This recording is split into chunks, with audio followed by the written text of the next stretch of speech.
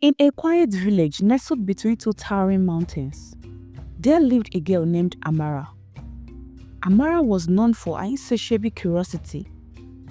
While the other children of the village spent their days helping their families or playing by the river, Amara could always be found exploring places she wasn't supposed to go.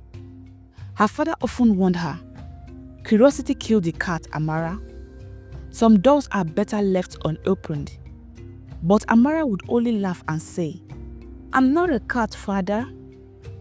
One day, as Amara wandered near the edge of the forest, she stumbled upon an old, crumbling mansion.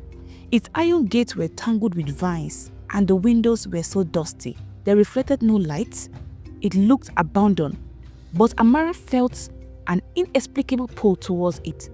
She had never seen the mansion before, though she had explored every corner of the village and its surroundings. When she returned home that evening, she asked the villagers about the mansion. To her surprise, their faces turned pale at the mention of it. One elderly woman whispered, "That place has been cursed for generations. No one who enters ever comes back." "What kind of curse?" Amara pressed. The old woman shook her head. "Some things are better not known, child. Leave it be." But the warning only fueled Amara's curiosity. The forbidden mansion now occupied her every thought. What was inside? Why had no one dared to enter? She decided that she would be the one to solve the mystery. The next morning, Amara packed a small bag with bread, water and a lantern.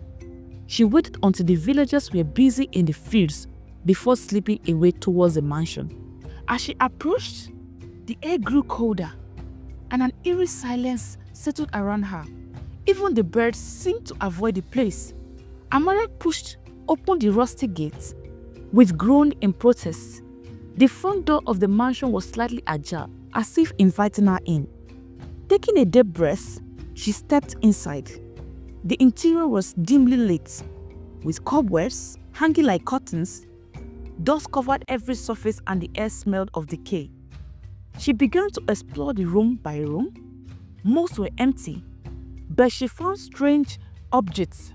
A mirror that reflected nothing, a clock that ticked backward, and paintings of people whose eyes seemed to follow her. Despite the unsettling atmosphere, Amara's curiosity drove her forward. In the center of the mansion was a grand staircase that spiraled upward. At the top, she found a door unlike the others. It was made of dark wood and etched with intricate carvings of animals and symbols she didn't recognize. The door was pristine, as if untouched by time. A heavy lock secured it, but a small key hung on a nail beside it. Amara's heart raced. This had to be the secret everyone feared. Her father's voice echoed in her mind. Some doors are better left unopened. But her curiosity drowned out the warning. With trembling hands, she took key and unlocked the door. The room beyond was a stark contrast to the rest of the mansion. It was brightly lit, with golden walls that shimmered as if alive. In the center of the room stood a pedestal, and on it lay a small ornate box. The box was covered in jewels and glowed faintly, as if it contained something powerful. Amara approached it cautiously. A voice seemed to whisper in her mind, "Open it." She hesitated, but the pull was too strong. Slowly, she lifted the lid. At first, nothing happened. The box was empty. Disappointed, Amara turned to leave, but as she did, the air in the room changed. A chilling wind swept through, and the golden walls began to darken. The mansion groaned as if it were alive, and the door slammed shut behind her. A deep, guttural voice filled the room. "You should not have opened the box." Amara spun around, but she saw no one. The voice continued. "For centuries, I have waited for someone to release me." "Who are you?" Amara stammered, her voice barely above a whisper. "I am the cause." The voice replied, "Bound to this mansion until a bullish soul set me free. and now shall take my place. Before Amara could react, shadows began to swirl around her, pulling her towards the pedestal. She screamed and fought, but it was no use. The last thing she saw was the box closing on its own, trapping her inside.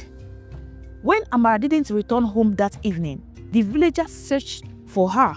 They found her footprints leading to the mansion, but no trace of her inside. The mansion seemed darker than before. From that day on, the mansion's legend grew.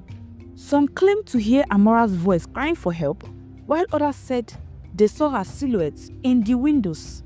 The villagers warned the children to stay away, repeating the old saying, "Curiosity killed the cat."